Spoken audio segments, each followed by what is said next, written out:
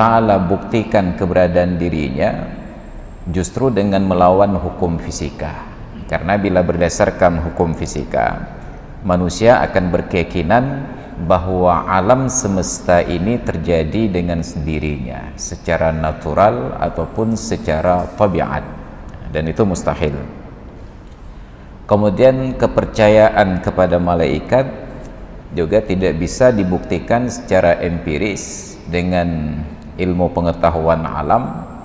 Makanya ilmu tentang alam gaib itu tidak disebut fisika, ditambah 4 huruf di depannya menjadi metafisika, alam gaib, klinik kalau dalam bahasa Indonesianya.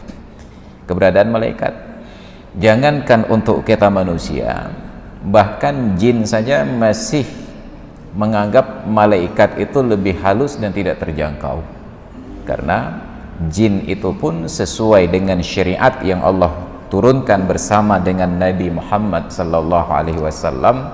Ila tsaqalainil jinni wal insi, Nabi Muhammad diturunkan, diutus kepada 2 makhluk, manusia dan jin. Maka bila manusia berlaku ketentuan wa ma yalfidhu min qaulin illa ladaihi raqibun atid, tidaklah manusia itu bertutur sepatah kata, mengucapkan sebuah kalimat, bukan kalimat dalam bentuk sempurna, hanya kata yang terucap walaupun tidak membentuk kalimat, illa ladaihi raqibun atid, kecuali pasti di sisinya itu terdapat raqib dan atid. Allah tidak menyebutkan kepada manusia wa ma yalfidhu min qaulin, makhluk yang diberikan khitab, manusia dan jin tersebut tidak berucap sepatah kata kecuali di sampingnya itu terdapat raqib dan atid yang mencatat. Maka kalau manusia ucapannya dicatat, perbuatannya dicatat, jin juga dicatat.